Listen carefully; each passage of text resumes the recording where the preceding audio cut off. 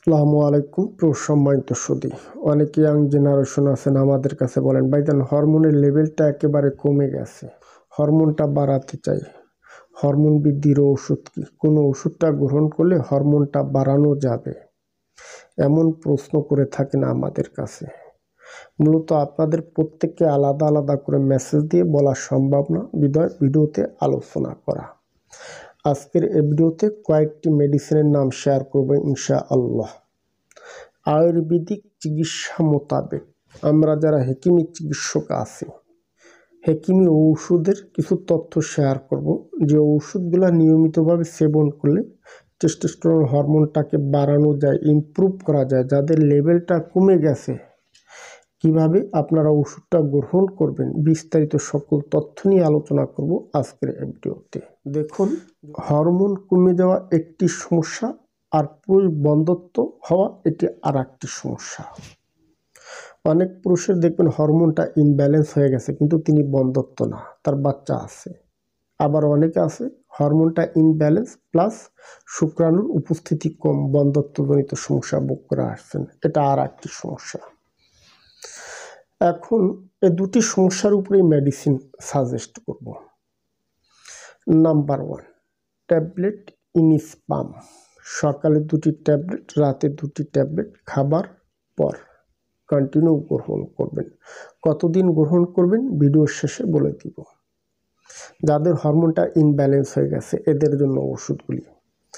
Number 2, মাজুনার্তে খুরমা। লক্ষণ অনুপাতে একজন চিকিৎসক ডোজ মেনটেন করে থাকে। 1 চা চামচ করে দিনে 2 বার কিংবা 2 চা চামচ করে দিনে 2 বার খাবার পর। নাম্বার 3, জিনসিনা ক্যাপসুল। সকালে একটি ক্যাপসুল খাবেন, রাতে একটি ক্যাপসুল কন্টিনিউ গ্রহণ করবেন। এখন আসি, যাদের হরমোনটা কমে যাওয়ার সাথে সাথে পুরুষ বন্ধ্যত্বজনিত সমস্যা ভোগ করে আসছেন, বাচ্চা হচ্ছে না, বীর্যে শুক্রাণুর উপস্থিতি কম, শত শত পুরুষ আছেন হতাশাগ্রস্ত, আমাদের কাছে বলেন, ভাইজান বাচ্চা কাচ্চা নাই, বাচ্চা নিতে চাই, ট্রাই করতেছি, হচ্ছে না। এদের ক্ষেত্রে মাজুনে মুগাল্লিস। সকালে 1 চা চামচ, রাতে 1 চা চামচ। মাজুনে লুবুব কবির। সকালে 1 চা চামচ, রাতে 1 চা চামচ কন্টিনিউ গ্রহণ করতে হয়।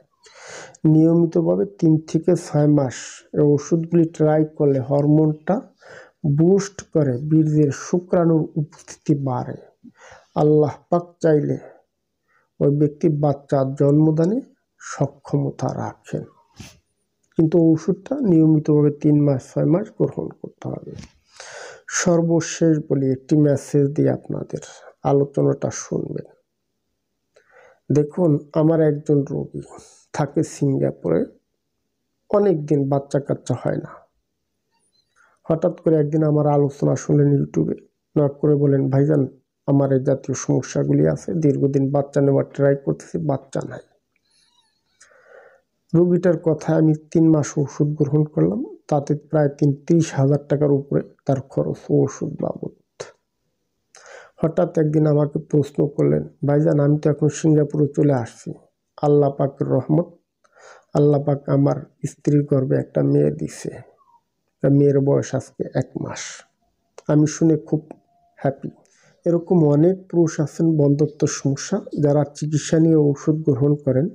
মূলত পুরুষ বন্ধ্যত্ব সমস্যা এটি একটি ব্যয়বহুল চিকিৎসা। নিয়মিতভাবে চিকিৎসা নিয়ে ঔষধ গ্রহণ করলে আল্লাহ পাক চাইলে স্থায়ীভাবে সমাধান হয়। আল্লাহ পাক রব্বুল আলামিন পবিত্র কোরআনুল কারীমের ভিতরে বলেন, ওয়াইজা মারিস্তু ফাহুয়া ইয়াশফি। বান্দা যখন অসুস্থ হয় আমি আল্লাহ পাক শিফা দান করি। ডাক্তার চিকিৎসক চিকিৎসা দিতে পারেন, রোগ মুক্তির মালিক হলো আল্লাহ পাক রব্বুল আলামিন। কাজেই ভরসা করে যদি আপনারা আগায় আসেন, আশা করছি আমরা আপনাদেরকে সঠিক পরামর্শ দিতে পারবো। আজ এ পর্যন্ত। যদি আপনারা মনে করেন চিকিৎসা নিয়ে ঔষধ গ্রহণ করবেন, হোয়াটসঅ্যাপ ইমো থেকে যোগাযোগ করবেন। ধন্যবাদ, ভালো থাকবেন সবাই।